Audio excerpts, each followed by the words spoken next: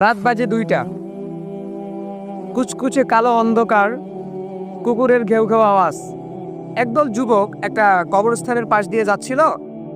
তো যাওয়ার সময় ওই যুবকেরা তাদের জীবনে নামাজ, রোজা, আল্লাহর ভয় কোনো কিছুই ছিল না।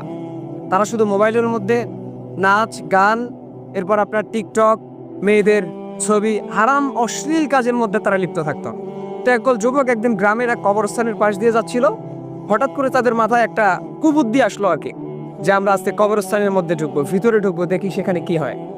তো সবাই মিলে যখন ঢুকলো, কবরস্থানের মধ্যে কিন্তু একটু ভয়ঙ্কর লাগে আর কি, ভয় লাগে আর কি।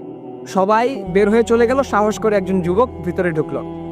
ঢুকে সে যখন কবরস্থানের ঠিক ভিতরে ঢুকে গেল, তখন কে যেন তাকে ডেকে বলল, তুমি কি জানো যে এই কবরের এবং এই মাটির নিচে যারা বাস করে, মাটির নিচে যাদেরকে রাখা হয়েছে তাদের কি অবস্থা? তুমি কি এই বিষয়ে অবগত আছো? তুমি কি জানো?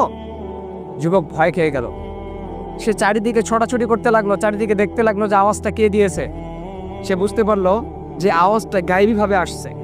সে যখন বলল যে কে আওয়াজ দিচ্ছে, হঠাৎ করে একটা কবর থেকে সে দেখতে পেল, একটা কবর থেকে একজন লোক উঠলো, যার চেহারা নেই কিন্তু তার চক্ষুগুলো লাল বর্ণের ছিল।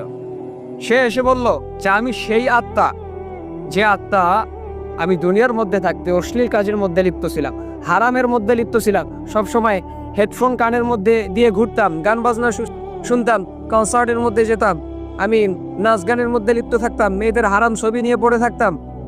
আজকে আমার এই অবস্থা, আমাকে আগুনের মধ্যে পুড়তে হচ্ছে। তুমি যদি এই অবস্থায় থেকে থাকো, তাহলে তুমি তোমার রবের দিকে এখনই ফিরে যাও, এখনই তুমি তওবা করো, নয়তো আমার মতো তোমাকেও আগুনের মধ্যে পুড়তে হবে। তো এই যুবক এক কবরের সামনে গিয়ে অজ্ঞান হয়ে পড়ে রইল। পরের দিন গ্রামের মানুষেরা যখন সেখানে গেল, তারা দেখতে পেল যে যুবক এক কবরস্থানের এক কবরের উপরে অজ্ঞান হয়ে পড়ে আছে। তার জ্ঞান ফেরানো হলো। জ্ঞান ফিরেই সে শুধু বলতে লাগলো, আমি রবের দরবারে তওবা করতেছি, আর জীবনও আমি হারাম কাজের মধ্যে লিপ্ত থাকবো না, অশ্লীল কাজের মধ্যে লিপ্ত থাকবো না।